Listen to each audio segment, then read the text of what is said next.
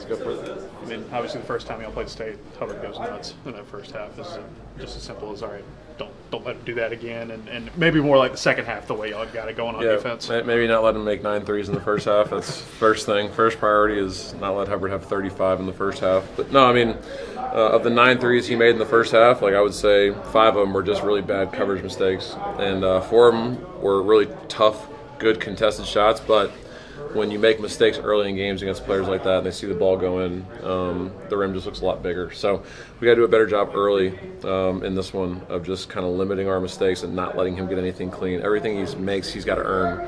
And, we made some adjustments to the game plan, and we got to execute them. Yeah, you talked about fast starts. I mean, you guys in the second half against Bama had to beat them in the second half. Just how much is it, like you said, don't let them get that confidence, don't let them get going, get off to a good start, and see where it goes from there. Yeah, I mean, early at Mississippi State, we actually had some really good defensive possessions, but in the first 5 minutes they had 4 offensive rebounds. Mm-hmm. And, when you give a team like that second chance opportunities, they're going to convert them, just like Alabama. If you looked at that game in 70 possessions on the first shot, they scored 70 points. That's really good. 1 point per possession.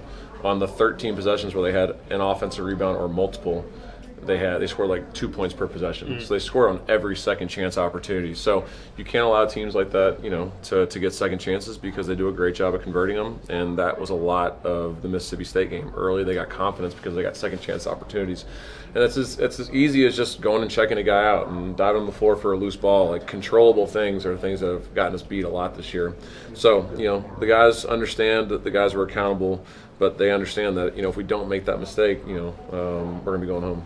What worked better in the second half against Hubbard when you guys played there? I know you kind of doubled him every time he caught it. Do you expect to maybe do sort of the same thing? It's probably not as easy as just trying to get the ball out of his hands. They'll be ready for it, so yeah. I'm not sure how effective it'll be this game. But even when we didn't do that, we did that probably 10 times in the second half. So, I mean, there was another 20 possessions. So I thought we just did a better job of, being at the level of his screens in the second half. Whereas in the first half, we were just kind of caught in between. And, he made some really good shots. And we gapped a few of his pin downs. And, when you do that, he's going to make shots. So we got to, try and run him off the three-point line as best we can and do a better job executing our coverages. You think the mentality team's kind of been, you guys have had a tough last couple of months, but you still have an opportunity. You still have an opportunity to maybe get on a roll here and see what happens from there. How are they approaching that? Yeah, I mean, the last month's been, last 4 weeks have been tough.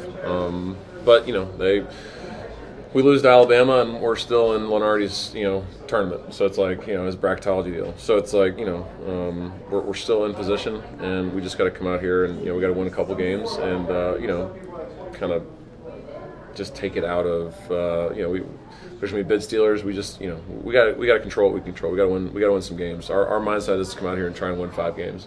But obviously, you got to get the first one in order to do that. So they've been good. They still have recognized through all the difficult defeats that we're still firmly on the bubble and we still have an opportunity to play in this tournament. So that's not always been the case here at Auburn. And our guys understand that they have a tremendous opportunity and a tremendous responsibility, and we got to try and finish the job.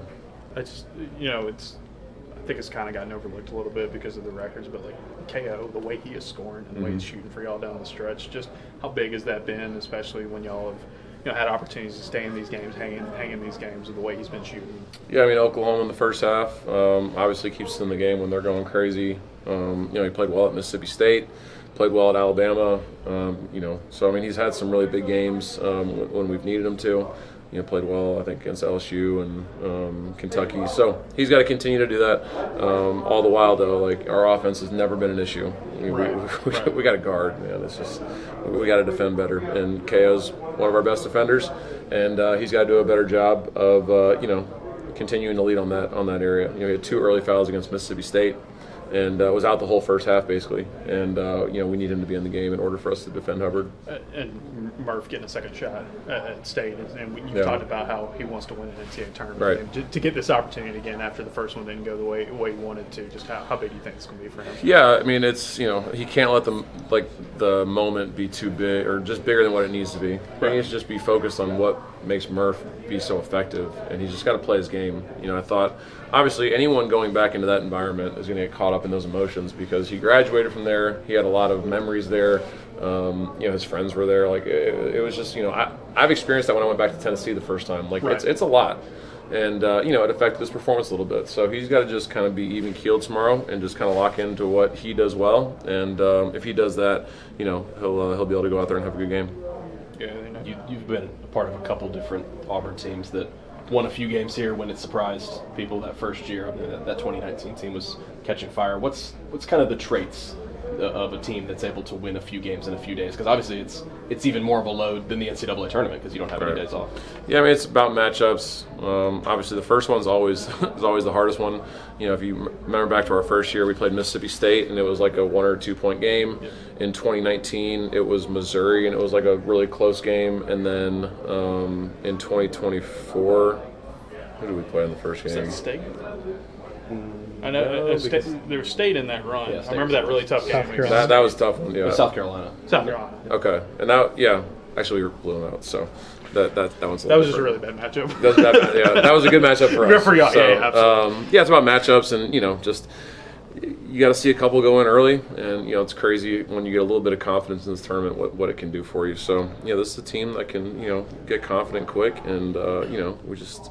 If we have a little success early, this team is capable of making a run. Cool. Thanks guys.